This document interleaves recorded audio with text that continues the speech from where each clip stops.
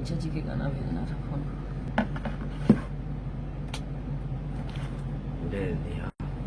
बोला ना कुछ अशोक जी को चीना पर से करेंगे आपको आओ भैया दरे ने बैठ के बतिया दे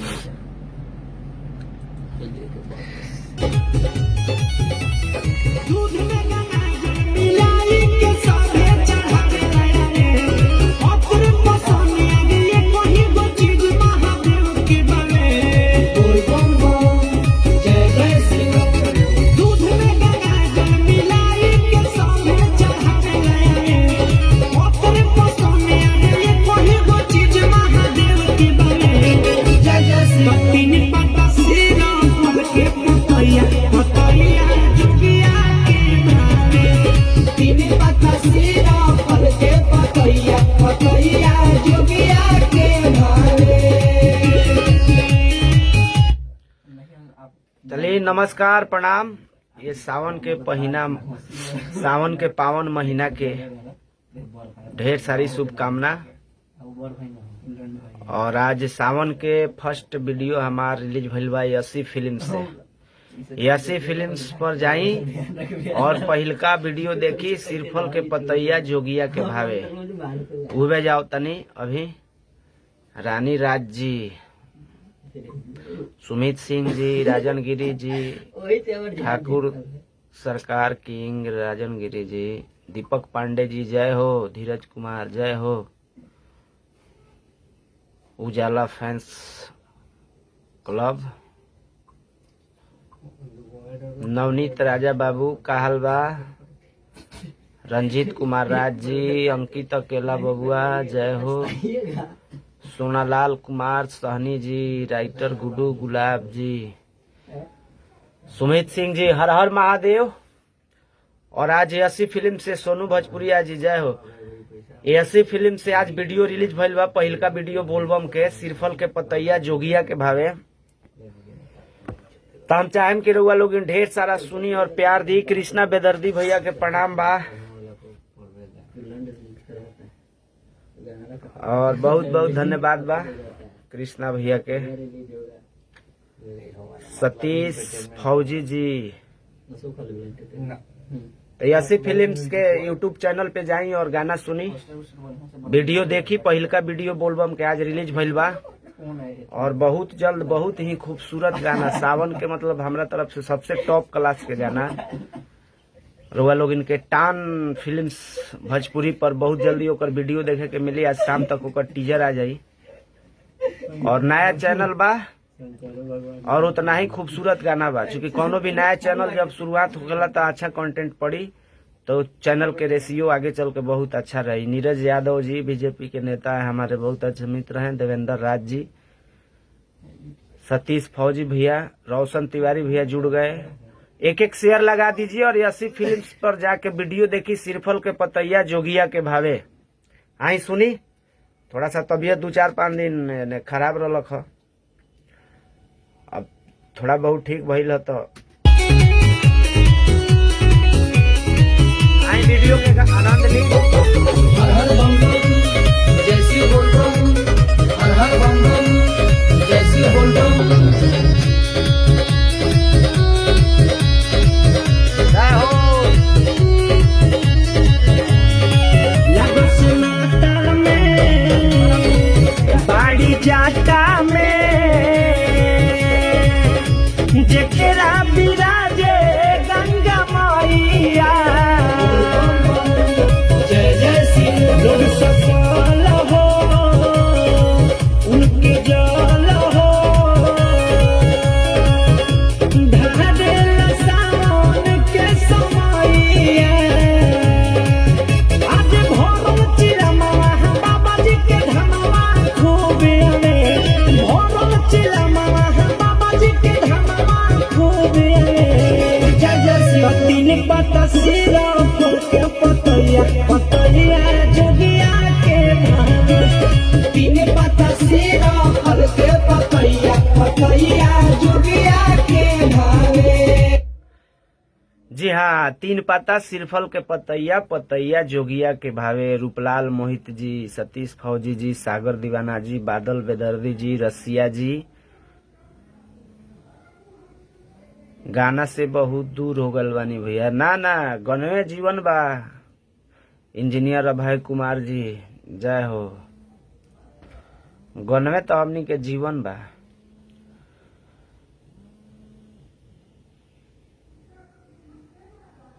आय मायम सतीश भैया विंध्याचल बहुत जल्दी माता जी बोलहन तावल जाई। अरुण आकाश जी, सोनालाल सहनी जी, बादल बेदर्दी जी मस्त सॉन्ग। ये फोन आ रहा है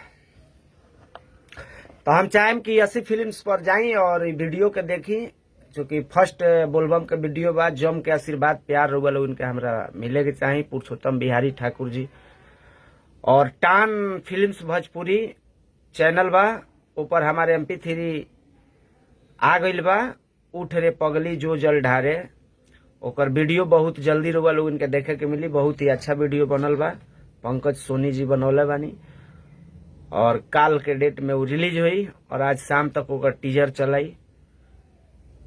टान फिल्म भोजपुरी तो रउआ लोग इनसे विशेष आग्रह बा, नीरज निराला इंटरटेनमेंट पे जौन गाना रिलीज भय रहे कामना के लेके बाबा आई देवघर, ओकर भी वीडियो बन गइल बा। उ भी वीडियो रउआ लोग इनके बीच में आई। विनोद बेदर्दी जी, साडू जी जुड़ गए, राजेश यादव जी जय हो, मंजेश चौरसिया जी, हाँ वो भी मंजेश जी आई वीडियो। कामना के लेके बाबा आई देवघर के वीडियो नीरज निराला इंटरटेनमेंट पे मौजूद हुई, बहुत जल्द आई। हीरालाल महतो जी अभी वेब कंपनी से बोलबम के गाना आवल बाकी बा। और आज 80 फिल्म से पहिल का वीडियो छूटल बा, सिरफल के पतैया जोगिया के भावे। तरुआ लोग इन देखी और ढेर सारा लाइक करी, कमेंट करी, शेयर करी और जे भी भैया के अपन चैनल होके थोड़ा सा हो सके तो एगो कम्युनिटी लगा दी और वीडियो देखी। वीडियो बहुत अच्छा बनल बा। ई अभी जौन हमनी के लाइव बानी जा, जे अपन कीमती समय भैया निकलले बानी, वहां से आग्रह बा कि थोड़ा सा वीडियो के शेयर जरूर कर दी ताकि और भी भैया जुड़ सकी। अनुराग निराला सोनकार जी जय हो जय हो। युवा बिहारी पप्पू पासवान जी ठीक है, अपना बताइए। राजन कुमार पुरी जी जय हो। बिट्टू राज जी नाइस। तो एक एक शेयर लगा दीजिए भैया आप लोग, ताकि और भी लोग जुड़ सके और हम लोग की सीधा बात हो जाए। अजय कुमार तिवारी जी ठीक है, अपना बताइए।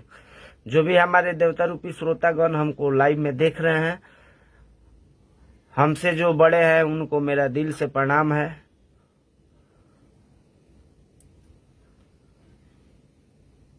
हाँ भैया सतीश फौजी भैया पहचान रहे हैं आपको। तो 80 फिल्म्स के YouTube चैनल पे जाई और वीडियो के आनंद ली। सिरफल के पतैया जोगिया के भावे और ढेर सारा आशीर्वाद दी। साई न्यू सीरीज जय हो। Chandan Kumar ji hi bro. भैया पवन गोस्वामी जी नमस्कार। मल्ली रनियार नीरज जी जय हो। जय श्री राम जय श्री राम। सत्यम कुमार बबुआ, राजन गिरी जी जय हो। तो एक एक शेयर हो जाए भैया। अनमोल रतन यादव जी और टान फिल्म्स भोजपुरी से बहुत जल्दी वीडियो आई। नया कंपनी बा लेकिन वीडियो बड़ा मस्त बा और गाना भी बड़ा मस्त बा। टीजर शाम के रिलीज हुई रहा, उनके बीच फेसबुक पे डाल देम हम। अभी पटना में बनी हर हर महादेव राजू भैया वीडियो और ढेर सारा प्यार दी।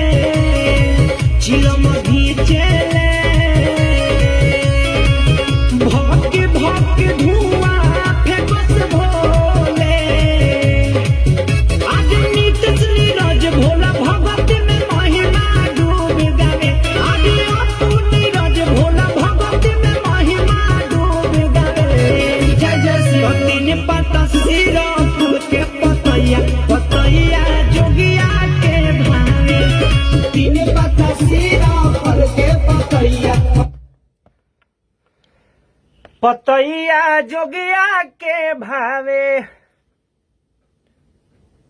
बहुत बढ़िया गाना वीडियो देखी और अपन आशीर्वाद प्यार के रूप में लाइक करी, कमेंट करी और शेयर जरूर करी, और ये भी वीडियो के शेयर जरूर कर दी। और टान फिल्म्स भोजपुरी से वीडियो आई, कौन गाना के हम रुआ के गाना सुना दी। टान फिल्म्स भोजपुरी,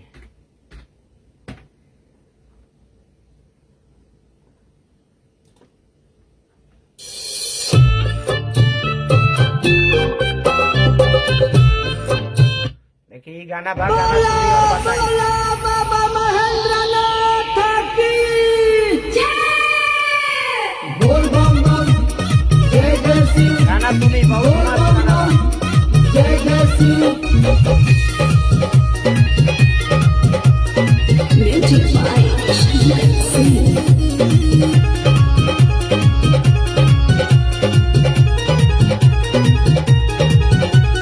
आधी आधी रतिया के पीठी के वाली काहे जगाई ले पिया हुआ नारी। क्या बात है।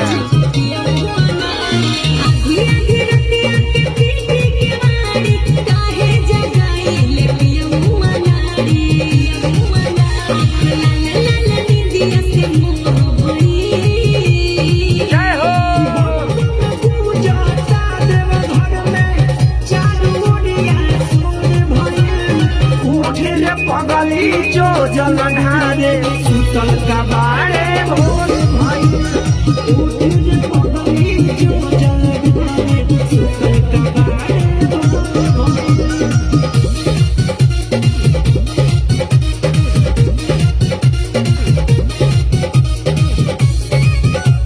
बोल बम बम इंद्रजीत सिंह मोनू जी, जय हो। राहुल रौक जी, कलाम अंसारी जी, संजय सराबी जी, पावरफुल जितेंद्र जी, भोजपुरी राइटर्स दीपक जी, लल्लू मिश्रा जी। तो ये सब तमाम गाना बा। गाना कैसन लागल ई कमेंट में बताई। और ये गाना बा टान फिल्म्स भोजपुरी से। और जे भी भैया देख रहल बानी अपन कीमती समय दे के, मनोज बंटी भैया प्रणाम बा। तो हम चाहेम कि ई गाना के जरूर रउआ लोग टान फिल्म्स पर जाई और चैनल के सब्सक्राइब कर ली। अभिषेक सिंह जी, हर हर महादेव। चूंकि ये पर वीडियो बड़ा जबरदस्त ये है, जौन उठ रे पगली जो जल ढारे के वीडियो बहुत ही जल्द आई और गाना सुनिए और एक एक शेयर हो। चलो भैया। जय जय शिव।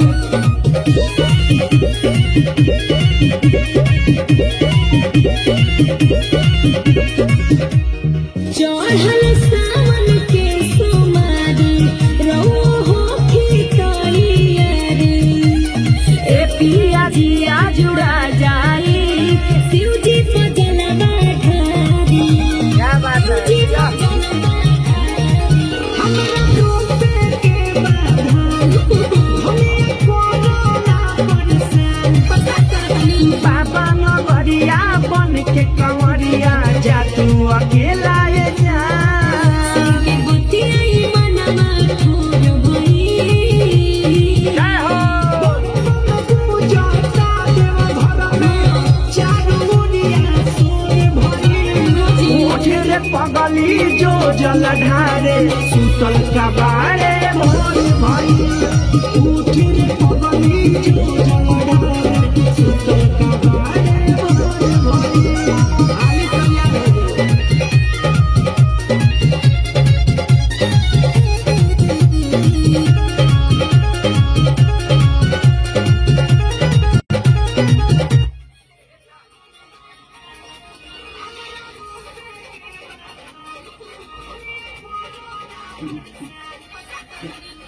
बस कैसन लागल गाना ई।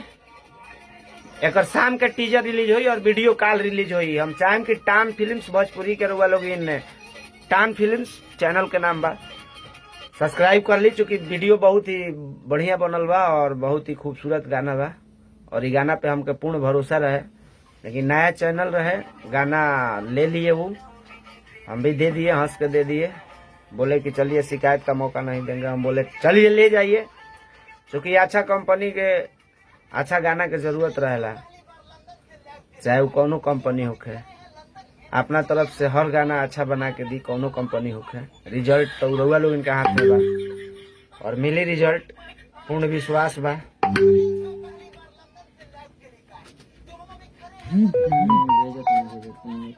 लाइब्रेरी में बनी सिस्टम में इसको दूसरे का पता नहीं सिंगिंग कर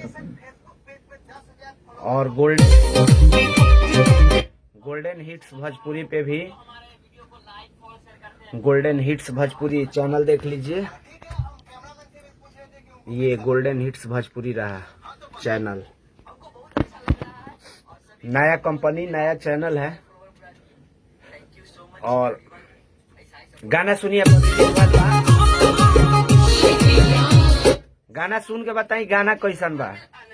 गाना अच्छा रही कहीं से बात जाई, इतना विश्वास रहेला हमरा। और रउआ लोग इन अपन दुलार प्यार दी। नीरज निराला न्यू सॉन्ग बस सर्च करत रही, जहिया सर्च करी न्यू सॉन्ग जरूर डाली, सर्च करत रही, चाहे कौनो चैनल से आवे। अपन आशीर्वाद प्यार देहल मत भूली। ली सुनी गाना कैसा लागत।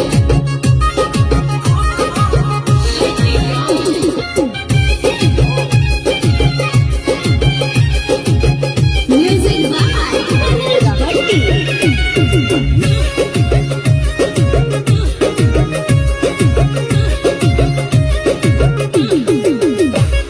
तो रोज करे भूख भूखे आ गईले राजा। बा अर्जुन बबुआ जुड़ गए, हेमंत हथकड़ी जी, राहुल रॉक जी। ई गाना तो रोज करे भूख भूखे आ गईले राजा। तो रोज करे भूख भूखे आ गईले राजा। जब मुझे राजा से जड़िया कर आई, क्या बात है। जब मुझे राजा से जड़िया कर आई,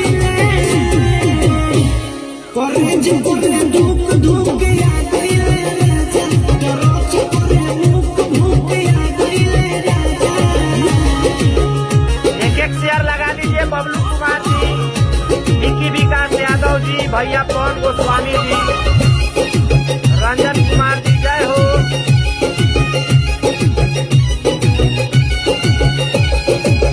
नैहर में कोई नीला कोनो नादानी, कर बढ़िया सैया छूटे लागल पानी, कर बढ़िया सैया छूटे लागल। नैहर में कोई नीला कोनो नादानी, क्या बात है। कर बढ़िया सैया छूटे लागल पानी, छूटे लागल पानी, छूटे लागल पानी।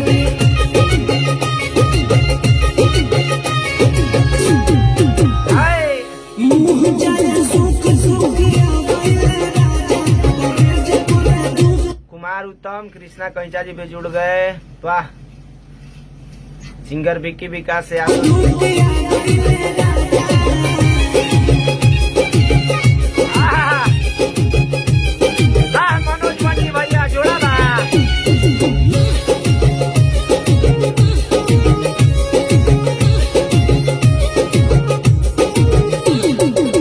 कहीं चक्र से नाचे झोले हले गाता। हमरा ही लइका आउ रहले हाथा काटा। हमरा ही लइका आउ रहले हाथा। वाह कंचा जी, क्या गाना लिखे, मियाज मस्त हो गया। गोल्डन हिट्स भोजपुरी चैनल पे ही गाना बा। जब भी भैया सुने के चाहतनी गोल्डन हिट्स भोजपुरी चैनल पे जाई, सुनी और टरच करे भूख भूख। ज्यादा जोर देला के जरूरत नहीं के, यूट्यूब पे लिख दी टरच करे भूख भूख आ गईले राजा।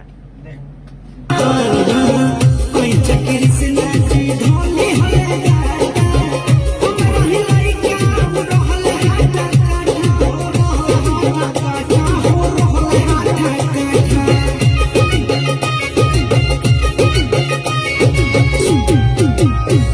नीरज देखल चुप चुप आ गईले राजा। कॉलेज करे धूप धूप आ गईले राजा। जब मुझे राजा से जड़िया कर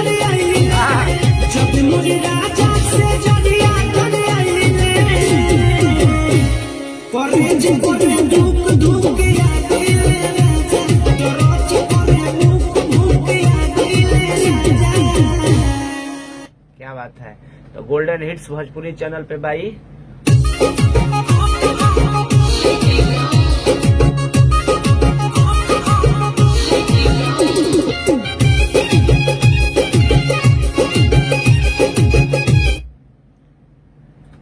हरी गाना के वीडियो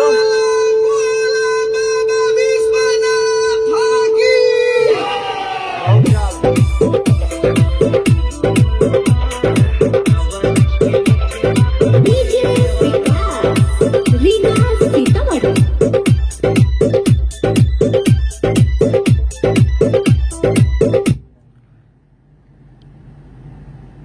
ये हमारा अपन चैनल बा नीरज निराला इंटरटेनमेंट।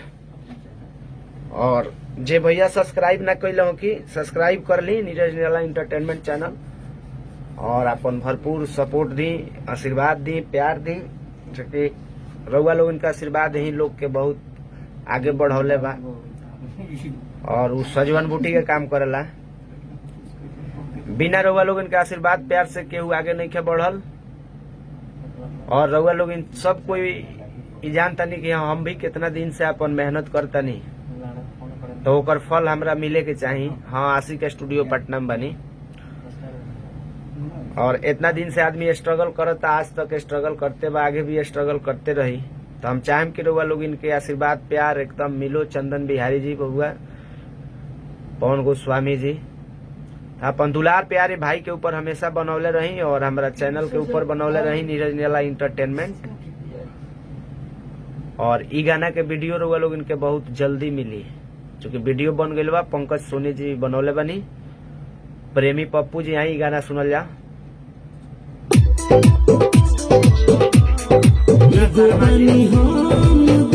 मुन्ना शर्मा जी म्यूजिक डायरेक्टर। सब भैया एक बार शेयर जरूर कर दी।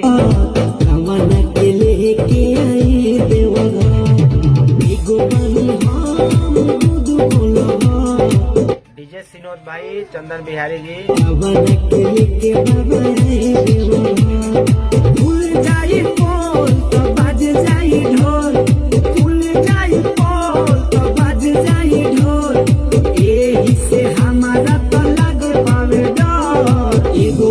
हम दूध बोलो जवन के लेके बाबा आई देवा एगो बनी हम दूध बोलो जवन के लेके बाबा आई देवा। तो ये हमारा चैनल के गाना बा। थैंक्स क्या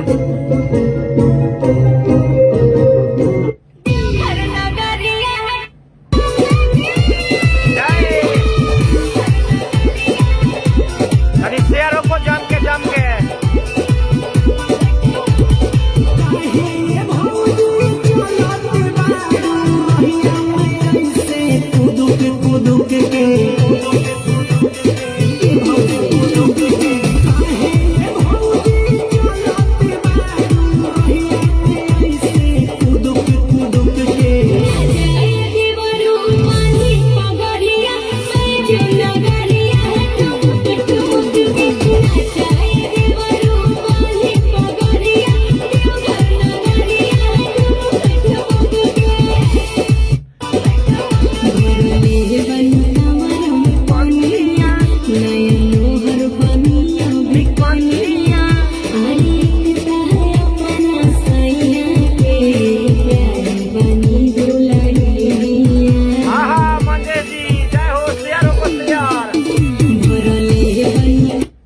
भैया भावी मुखिया प्रत्याशी दक्षिणी मधुबनी से देखतनी, बहुत बहुत धन्यवाद बा, प्रणाम बा।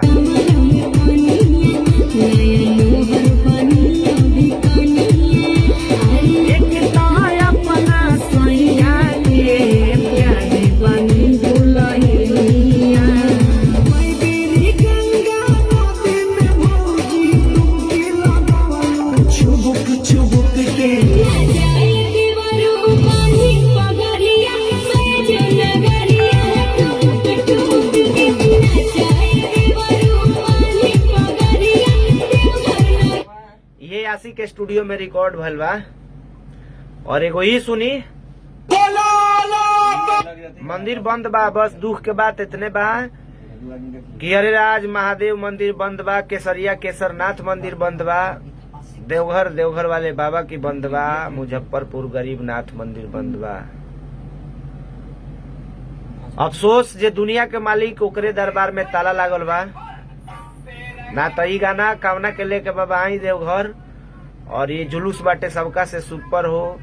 चाहे उठ रे पगली जो जल ढारे, सुतल कबाड़े भोर भइल। नया म्यूजिक पर बा, नया कंपनी पर बा, टान फिल्म्स पर। जरूर ना जरूर हिट होई, लेकिन कोनो बात ना, ऊपर वाला के खेला बा। जैसन समय वैसन कंडीशन के देख के चले के पड़ेला। दिलीप बाबा के प्रणाम बा। और दुनिया के मालिक के दरबार में ताला लागल बा, इससे बड़का बुरा दिन का हो सकता है। फिर भी हमनी के गावत तनी रउआ लोग इनके मनोरंजन करे खातिर, कहीं सावन के खुशी में कमी ना आ जाए, ऐसे रउआ लोग इनके भक्तिमय गाना से हमनी के लगातार सेवा करे के एगो कोशिश बा। और अपन भरपूर दुलार प्यार दी। नीरज निराला इंटरटेनमेंट चैनल पे 3 गो बोलबम के गाना छूटल बा। आज 80 फिल्म्स पर वीडियो छूटल बा। गोल्डन हिट्स भोजपुरी पर रउआ लोकगीत छूटल बा। बहुत सारा गाना हर अलग अलग चैनल से आ रहल बा। बस रउआ लोग अपन दुलार प्यार आशीर्वाद बनौले रही।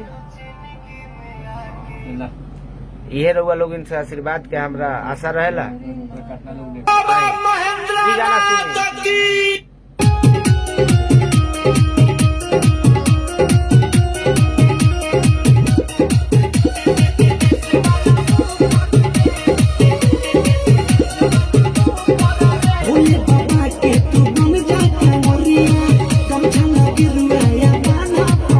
क्या बात है।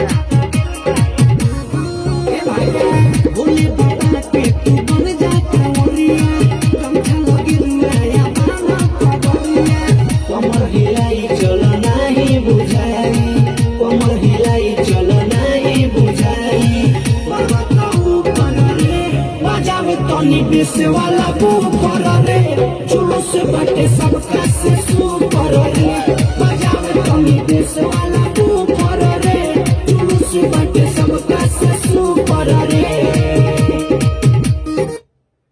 ई नीरज निराला इंटरटेनमेंट के गाना रहला।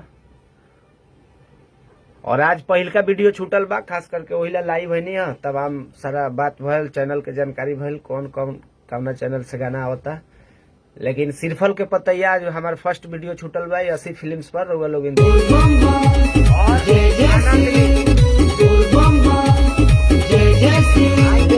Music by Shankar Singh.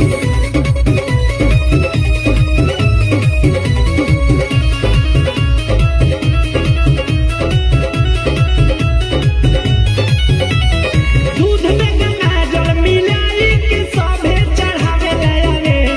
अत्र बढ़िया बाजी के कर भैया सोनू बाबा। देव के बावे। जय जय गीतकार सोनू बाबा बोला तनी बाबा। दुर्गेश भैया सुपर। दूध में गंगा जल मिलाई के सभे चढ़ावे लाया रे।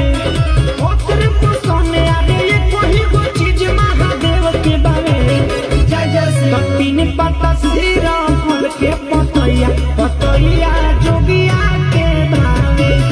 तीन पत्ता सिरा फल के पतैया, पतैया जोगिया के भावे। तई 80 फिल्म्स पे बा वीडियो आज रिलीज भला सुबह। तो रउआ लोग के सावन के पावन महीना में, सावन काल परसों में चढ़ जाई। अफसोस हमनी के बाद जैसे कि अरे राज केसरनाथ बाबा, गरीबनाथ बाबा के दरबार में उत्तरी बिहार के लोग लगभग हर एतवार के जुलूस के साथ जात रहे। ओइसन त लहर ओइसन खुशी ना भेटाई। लेकिन अगर पूजा पाठ करही के बाद तो मंदिर के गेट तो बंद बा। गेट पर से ही बाबा के दरबार में जाई, हाजिरी लगाई और अपन किस्मत के कृतार्थ बनाई। और अपन ख्याल रखी। सावन के ढेर सारी शुभकामना।